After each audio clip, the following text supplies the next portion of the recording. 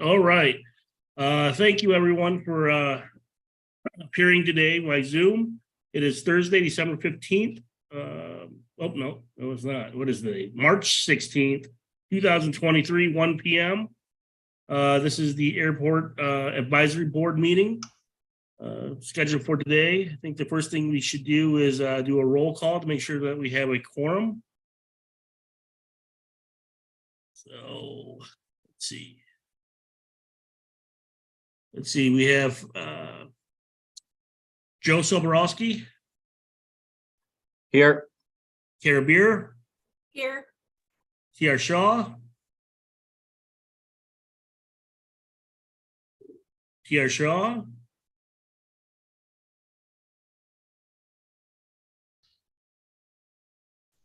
All right, I see him. He just can't figure out the mute button. Carla Reynolds. Present. Hi, Carla. Lester Davis. Present. Elena White. Here. Amy Marciana Ratliff.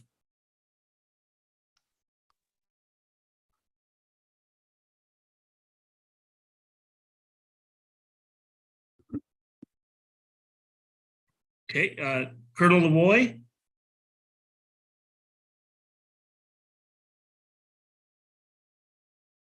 All right. Not so fast on the mute button, but I'm here. Thank you. Okay, thanks. Am I missing people? I know we have other folks that are in attendance well, but I think from a board perspective member, I think we have everyone. Did I miss anyone? Yeah, and Commissioner Lance too. We're going to be adding Nate Darlington too. He's the newest member of the board. Wonderful. Welcome, Nate. Nate, are you here?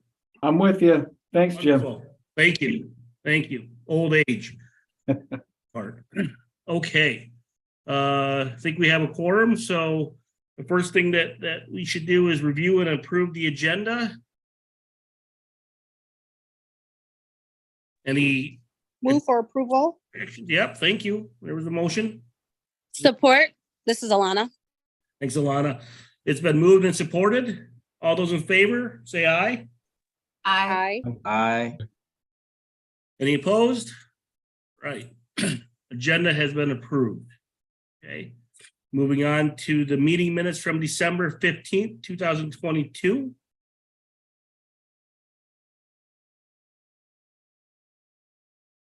I can get a motion to approve those.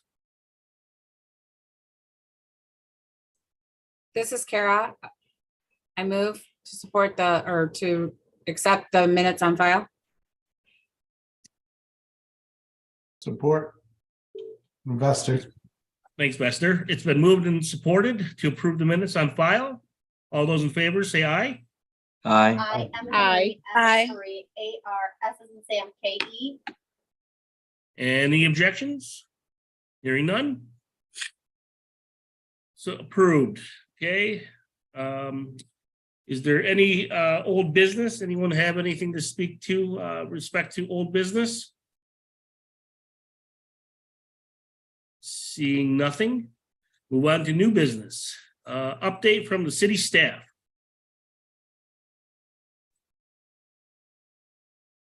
All right. Good afternoon, everybody. Good afternoon, Chair Lance. I will be as soon as I can share this. Here we go. And I'll use the famous words here. Can everybody see my screen?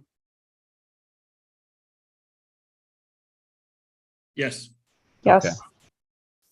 All right. I don't want to overwhelm everybody. So good afternoon, everybody. Thank you for joining us on our March 16th Airport Advisory Board. Phil Kroll, Aviation Director, and I will be, like I mentioned a little bit earlier, welcoming a new member to the Airport Advisory Board. So we'll be doing that here shortly. I'll give everybody an airport layout plan update and where we are in that process. I'll go over some of the 2022 statistics that we had here at the airport and some of the numbers that we were able to accomplish and what some of the accomplishments were for the airport in 2022. And then finally, I'd like to discuss among the advisory board, our June meeting. We had previously talked way back in December about having a June meeting in person at the airport. So I would love to hear what some of the thoughts and comments were from the members of the board. So with that being said, like I had mentioned earlier, I'd like just to give a couple minutes or however long he'd like to our new member. He was appointed to the aviation industry representative position. He's currently the vice president of aircraft modifications at Duncan. And if that's not correct, Nate, I'm sorry. That was just what I think most recently pulled from an email of yours. So without further ado, I will turn it over to Nate. And Nate, I'll probably stop sharing for a second so we can see what you look like, if that's all right. Not a problem, Phil. So yeah, Phil, thanks for the introduction. Nate Darlington. I'm a lifelong resident of Battle Creek. I'm married. I've got 2 kids that currently go to St. Joe, 9 and 10. So they keep me busy when I'm not working with their activities. But I've been with Duncan Aviation for 22 years. And so part of my role here is to oversee our modification side of our business, which includes paint, our avionics department, and our interior modifications department. So within my 22 years, I've held various positions within Duncan. So I'm pretty well versed in a lot of what we do, but just really passionate about aviation in general. And so when I learned that there was an opportunity to join the advisory board here at the airport, I hopped on it. So Phil and team, thanks for the opportunity, and I look forward to working with you all. Awesome. Thank you, Nate. And just real quick, did anyone have anything for Nate or any questions or just welcome to the team? Thanks, Nate, for serving. Welcome. Thank you. Awesome. All right. Well, thank you, Nate. Yeah, and I'll get back to the presentation here. So with that, let's see if it'll let me. Here we go. I'll move on to the airport layout plan update. So in January, the Michigan Department of Transportation Aeronautics Commission approved the transfer of $653,326 to be used for Battle Creek's airport layout plan update. We are the first airport in the state of Michigan to receive the bipartisan infrastructure law grants specifically for aviation. So no other, even though the funds are available, no other state has gone through the process of getting them approved by the Aeronautics Commission. So we're very excited for that. Mead and Hunt was selected last year through an request for qualifications process to be the consultant and the lead consultant throughout this process. The City Commission approved that at the February 21st City Commission meeting. And now where we are in the process, or kind of what the next steps are, is that the FAA will need to actually transfer and make the funds available to MDOT. Once that happens, MDOT will pass the funds on to us, and hopefully we can move forward as quickly as possible. I met with the Department of Transportation Aeronautics, some personnel on March 10th, just for kind of a status update on where we were with this. They had mentioned that other states, other block grant states that have received bill grant approval have waited up to 4 months to receive the funding. Now, it doesn't mean that we'll have to wait that long, but they did want to give me a heads up that even the FAA is seeing some slower processing times than normal in their grant really process or actually contribution or transferring of the grant to the state and then to the airport. So MDOT has requested that the FAA transfer the funds no later than May of this year. So we're hoping as soon as we get those funds actually transferred to the airport that we can start the ALP process. And again, the ALP is really the framework that the airport's going to be using during the short, medium, and long-term planning for the airport. So approval for grants, any type of development we would like to go forward with, any kind of opportunities for expansion by current tenants or future tenants. We'll be referencing this airport layout plan. So it's an extremely important document. We're very excited to get it working. The current ALP is 20 years old and it's wildly out of date just with all the expansion and improvements that the airport has been able to do. They've been able to do some pen and ink updates to it. So it is current, but it doesn't really give us its intended use of being a future planning document. So we're very excited for that. So are there any questions or comments on the ALP process or kind of where we are? And hopefully, like I said, by the time we meet again in June, we'll at least have started the process, or at least have a date to know when we have started this process. But are there any questions or comments on the ALP?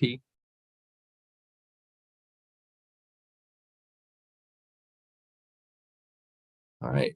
And again, if you have more questions or something comes up later on, there'll be time for questions also at the end too. But I'll move on to 2022, really what the airport was able to accomplish and do just last year. So last year we had over 97,206 operations at the airport. Just for, again, some reference, local or surrounding airports such as Kalamazoo, they had 52,000, Grand Rapids, 74,000, Jackson, another GA airport like us, 30,000. So that 97,000 puts us in the top 3 in the state. And within the Great Lakes region, I believe we're number 16 in the Great Lakes region. That extends from the Dakotas to Ohio, Southern Illinois, all the way up to Minnesota.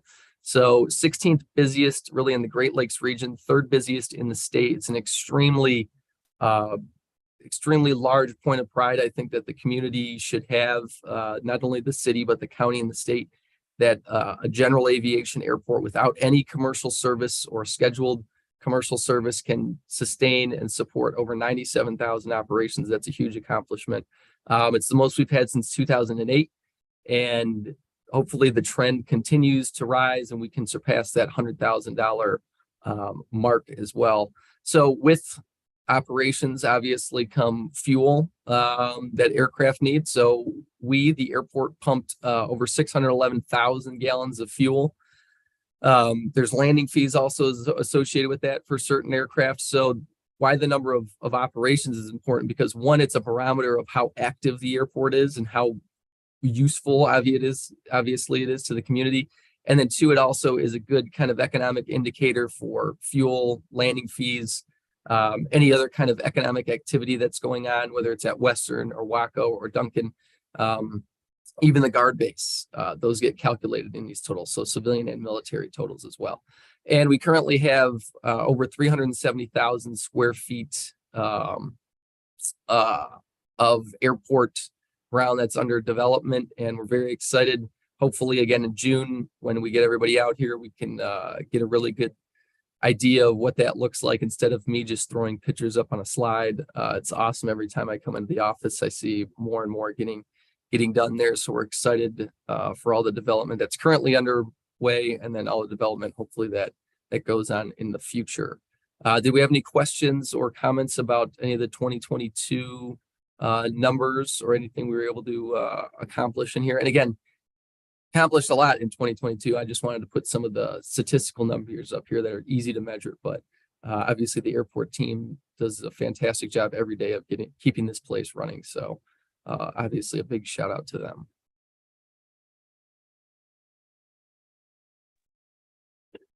Thank you, Phil, for the information. Just a quick question. I guess these types of numbers really help with when it comes to applying for grants, I would assume, and other opportunities for funding.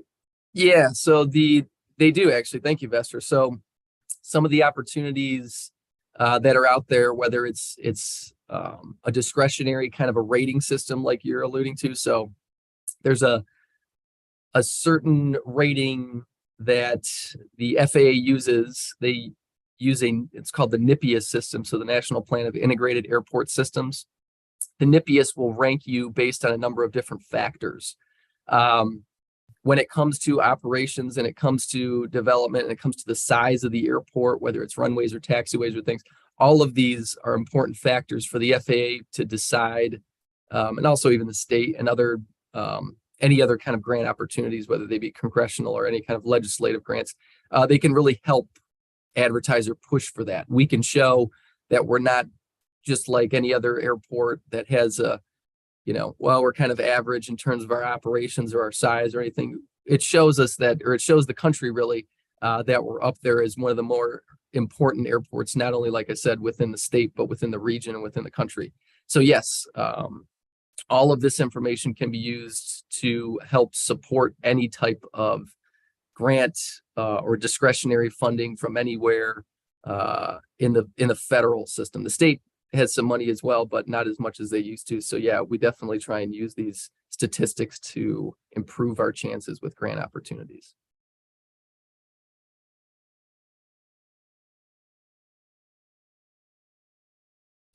All right, we'll go on to the next slide, which I've continued to allude to it, but it's our June Airport Advisory Board meeting. Since I've been here, and I think since the inception of the newest installment of the Airport Advisory Board, it's all been virtual. I think it would be a fantastic time for everyone to come out to the airport. Like I said, get a chance to see not only this building, but other buildings possibly around the airport, whether it's the air traffic control tower, parts of the airfield, if there's certain places that you'd like to see or go to, or perhaps even, some of driving by or looking at some of the areas that are under development. That's all things that I would love to, talk about and discuss and plan out for the future here and make it easier for everybody. Obviously, we can meet in the airport conference room and then have the official meeting in there, and from there really kind of show any portion of the airport off that you'd like. I'd like to say any portion. We could obviously get the guard involved too if there's portions over there that you'd like to see. So I would say nothing is out of the realm of possibility, but I know everyone's time is important and it's a large airport. So I really wanted to, open it up to the floor. I do have one request. The week of June 12th, I already have a trip planned out. I'm trying to see the US Open in Los Angeles this year with my dad and my brother. So I won't be here for June 12th, but I would say the 5th and the 19th would probably be the best options for the airport staff. So I'd love to open it up to the floor and hear any comments or questions anyone would have on that.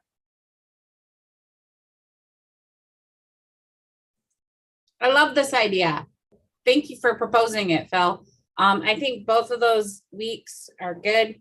The only thing I would allude to on the 5th is that's usually the end of the school weeks. So that may just be kind of a wonky week, but either one works for me. Yeah, thank you, Kara. I think the week of June 19th, I think Juneteenth is in there as well. So I think that's it either is the 19th or the 18th. I can't remember. It's that Monday, but thank you for the reminder about the schools. It is the 19th. Yes. And isn't that a holiday as well now? So Yes. Yeah, it's technically a city holiday, and I'm not sure everybody else is scheduled, but so it wouldn't actually be June 19th would be available anytime that week could be. It's The a federal 20th. holiday as well. For us. June 20th, Yes. that work for everyone? The 21st starts my golf adventure. So I'm good. I'm good on the 20th. June 20th is there doesn't seem to be a ton of community meetings on that day. So that would be a good one too. and the city commission meets in the evening Mhm. and they can report back on what they see. I can't skip that. I mean, I can't miss that meeting. Thank you, Joe. We'll have Carla, report back with a very thorough. You're gonna be right with me. All right, June 20th it is. And do we want to keep the same time? Is 1 o'clock good? Do you guys want to do it a little earlier, a little later? I didn't you know, attach anything. I was just testing your email. we can do, it doesn't have to be 1 o'clock, but if June 20th is the day, I want to do a time that's that fits well for everybody. So did you get, so it replied when I replied to you? I'm good with the 1 o'clock. I don't know what everybody else is, but I'm good with 1. 1 o'clock would is just good keep- for me. I would just keep. It's good for me too. Okay, 1 o'clock, June 20th. We'll send out, Penny will send out calendar holds. Really just kind of we'll send out like we normally do, just a hold for that one. And I'll bring on Eric real quick as I'll kind of get in front of, a possible question, or I'll ask the question too. we're going to have it in person, but what are the options we have, Eric, in terms of streaming or at least recording and then saving it for the public online or for everyone else who'd like to, maybe they can't come or any other kind of option we might have with the city? Yeah, absolutely. So since Airport Advisory Board is an advisory body, the option we have would be a hybrid meeting, and that would actually give the board the flexibility as well. If any board members could not make that in-person meeting, they could join us virtually. We've done that for some of our advisory bodies. As far as the public goes, if it's a hybrid meeting like that or a fully in-person meeting, the public would be expected to be in person for public comment. But what we've done for those who may want to watch that meeting later and couldn't make it at the meeting time is we have still had a Zoom component, whether that's just myself on Zoom or, like I said, any board members that can't join in person, and we would record that Zoom meeting. So just like we're doing now today, and that recording would later be uploaded to the YouTube channel, just like today. So we would have that option if the board wishes to pursue that. I think that's outstanding. Hybrid. Awesome. Yep. Oh yeah, go ahead. So yeah, so we can plan for a hybrid meeting on the 20th at 1 o'clock then. Phil, how much time would you like blocked off for this? Do you want an hour, or is the board looking for more of a hold on the calendar for like hour and a half too, as far as the tours go? That's a good question. Yeah, I would assume that the normal meeting, we usually have it blocked off for an hour. I don't think it's ever gone that far, but that's probably still a good idea for that. And then with the rest of the boards, again, time and stuff going on, would everybody like an additional hour for tours or half hour, hour and a half? No one has to stay around for those, but we can give people a general idea. I can do if they'd 2 like to do calendar that. invites if you'd like, one back to back. Yeah, we could maybe just do the one official kind of advisory board meeting, and then if folks either wanted it on their calendar for the tours, we could send you another one, or we can just say, hey, if you can stick around, great. We don't necessarily have to have a time either. We might just say, hey, if whoever wants to stay around, or if people have the time to stick around and go to the different parts, we can do that too. I think that the latter is probably the better idea. Okay. And then the last question I have, or part of this, I had a couple, again, general ideas up there. Usually we give tours of our building, the city building here. We call it the AOMF, or the Airport Operations and Maintenance Facility. We can obviously go out to the airfield if folks want to see that. We usually often are looping the tower. They've been great. We give Scott and his team as much of a heads up as we can there. Are those places that you'd want to see, or is there anything else that you guys would like to go to or really would like to see while you're here? That way it's not just, June, it's a free for all and you didn't get to see what you wanted to see. We could get some ideas out now. Sounds fantastic. And I nominate you include Chuck too. Bring Chuck along. Chuck will be here. I'll make sure of it. No vacation day on the 20th for Chuck. Penciled in. Thank you, Vester, for that request. I'll definitely be a part of it. So I think those areas probably are great, and if you think of any other area that we should see that shows off the airport, I think that would be probably wise as well. And I'm sure with this capable board, if somebody has something they want to see, I'm sure they can contact you offline. And if it doesn't come to them right now, that they probably can contact you offline and ask that that be part of the tour as well. Awesome. Yeah, absolutely. And thank you, Commissioner. That's a great idea. If anybody don't need the answer today, if there's something that you think about before then, or even the day of, if you'd like to see, just let us know and we can usually most likely make that happen.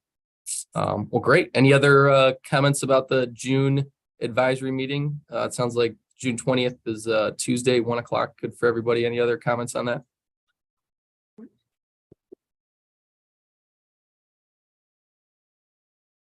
Okay. And with that, that's really the end of my presentation. And we kind of went back and forth a couple times in there, but are there any other comments or questions or thoughts anything that I can help you out or answer any questions on really anything regarding the airport? Phil, I've got just a quick question. I don't want to put anybody on the spot, but I've just been curious. And I haven't really talked to many people yet about this, but with a mega site coming in Marshall, has there been any consideration in what it's going to impact the airport? And especially, I'm assuming that project in both construction and operation is going to be logistically intensive. And I think it offers some opportunity for the airport. I'm just wondering if you, Joe, or anybody else has had any discussion or thought on what the mega site may do for the airport. Maybe too early to think about that, but that's just something I thought of. Yeah, no, thank you, TR. That's a great question. I actually just had some possible clients in here who are interested. This was before the mega site, but they're interested in possibly building a hangar somewhere here on the airport. And they'd brought up the same question, if we had any other development or anybody else come to us with development relating to the mega site. We haven't yet, or I haven't yet. I know the city's received a lot of interest just since the announcement. So in the, just in the past month or so, since that announcement came out, I could see that kind of some indirect or some induced impacts here to the airport that would be, very helpful. Coming from that kind of, there's going to be a lot of influx of jobs and money and all that. So I'd say directly here at the airport, it's still just kind of been talked about as, we're still very early on possibilities of how it could affect the airport. I haven't gotten any, again, commitments or really anything firm yet.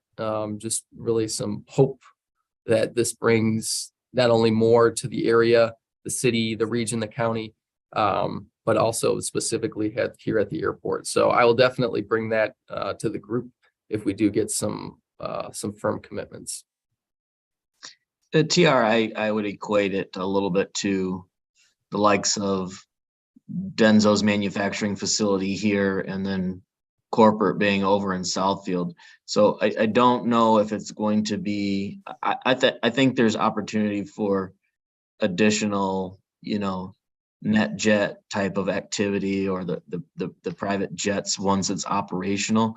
But I think because of its proximity to its headquarters, I think there's going to be a lot of ground transportation. But I think that you'll see some opportunity for some of that business jet operations if they're going between sites or if they're having customers come in or clients come in. But I guess I wouldn't foresee somebody just plopping down a hangar just for this project, Phil, Ray Thompson here. Once the funding is secured for the ALP, about how long does that process take? Hey, Ray, thanks. Great question. They've told me, Mean Hunt's said about 18 months, so about a year and a half. So as soon as we get the funding and as soon as we start these meetings, you can anticipate probably the end of 24 as a pretty good estimate. Thank you. Yep.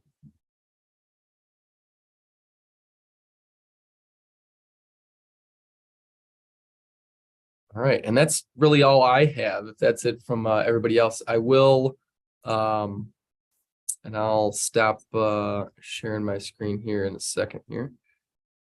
I know I can pull up the rest of the agenda. That way we can see what we have or what else we have going on here, because I believe if either TR or Penny wanted to jump in on the Centennial Committee, I believe that's next. Good. I'll go ahead, I guess, on that.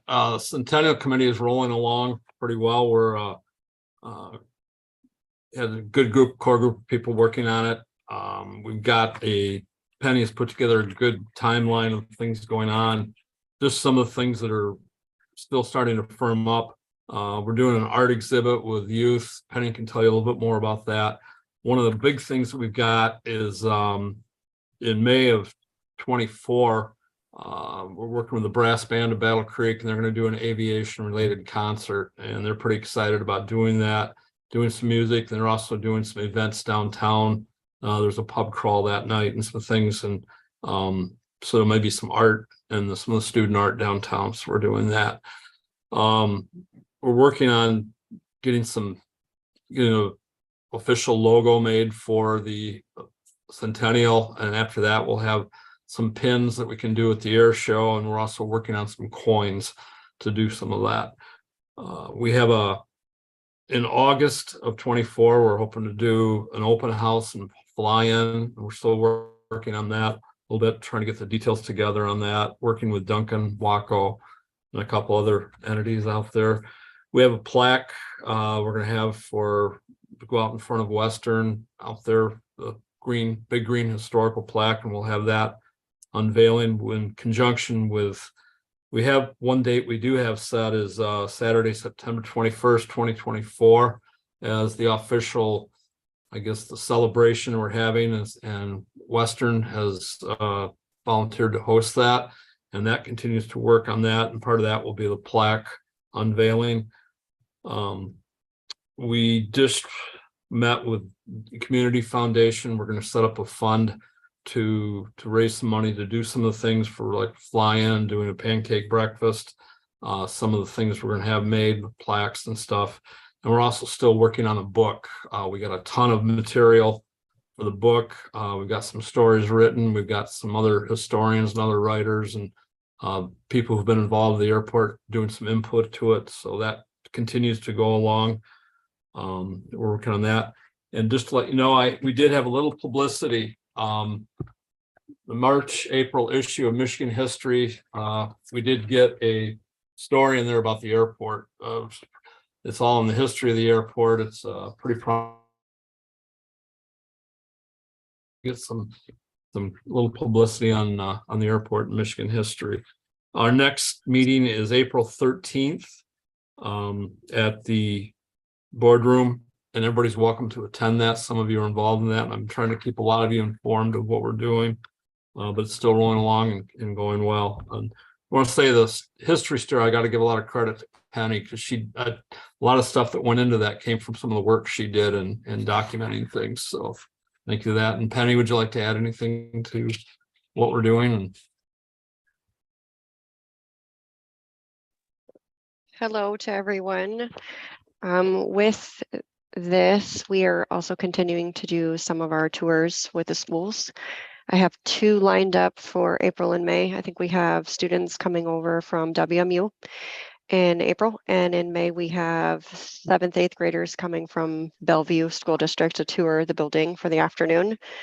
I am working with Eric, who's on the call here today, to get a flyer out to all of the schools in the county to offer the field trip options. And we're continuing to partner with the Art Center to get the March Kids Art Awareness Month to go off without a hitch next year.